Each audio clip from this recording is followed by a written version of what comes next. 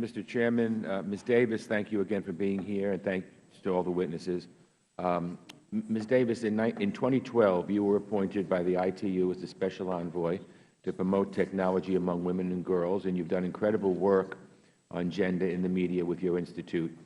How women and girls are depicted in the media and entertainment industry affects, of course, how they perceive their abilities, talents, and their future prospects in life. So it's incredible work that you do. We've seen some progress on gender equality in the U.S. in the media. We've seen you as the role of the first female president on TV. I must say, for the record, I would like to see a female president. No names mentioned. But obviously, there is more to do. Can you comment on the fact that it's important for women and girls to access information and communication technologies to end gender equality and to empower them, but it also seems to me that we need to encourage men and boys as well to change their perception of women's roles. So if you could comment on that, that would be great. Absolutely. Thank you very much. We find that the more hours of television a boy watches, the more sexist his views become, and that a girl's perceptions of what she can be in life goes down the more media she consumes. So, so it's a very negative and potent message that comes through for children. We always emphasize that it's equally important for boys to see women and girls engaged in unstereotyped activities, to be engaged in the STEM fields. My theory of everything and why I'm focused on what kids see first is that we are, in effect, creating a problem that we have to try to solve later on. We're instilling gender bias in boys and girls from the very first entertainments that they consume and the first popular culture they're exposed to. So that's why I'm so focused on what boys and girls see in the beginning, and it will change everything. I think if we can have kids grow up free of these biases, that we'll be looking at a different world when that happens. And that's why it's important around the world that we spread this message and we show women and girls taking up the space that's rightfully theirs.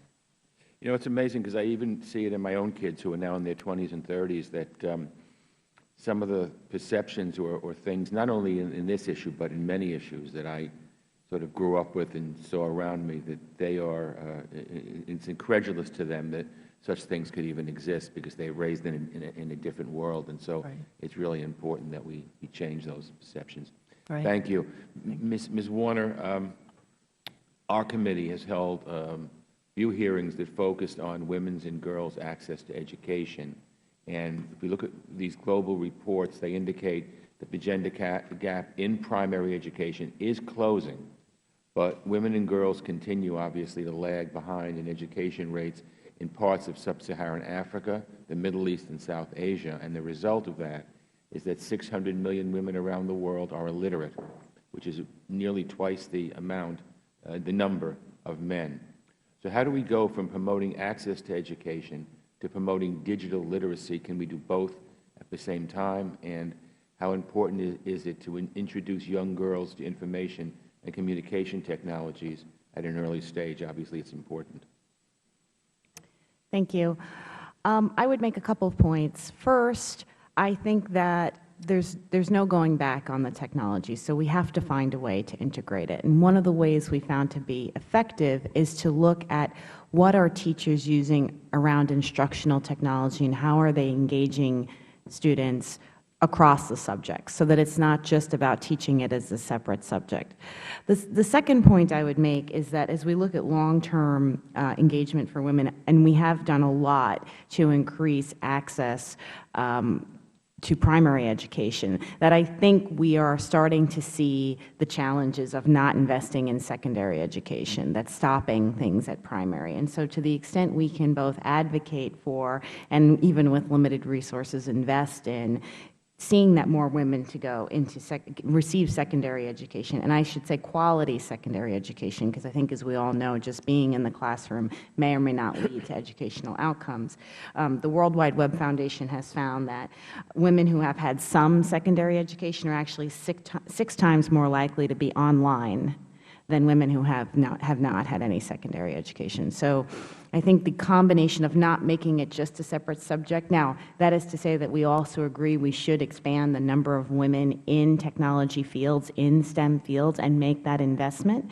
But in addition to doing that, we need to make technology just not seem like something separate to daily life. Thank you. I see my time has expired. Thank you. Thank you, all three of you, for your great testimony. Thank you, Mr. Chairman. Thank you, Eliot. Mr. Ted Yoho of Florida.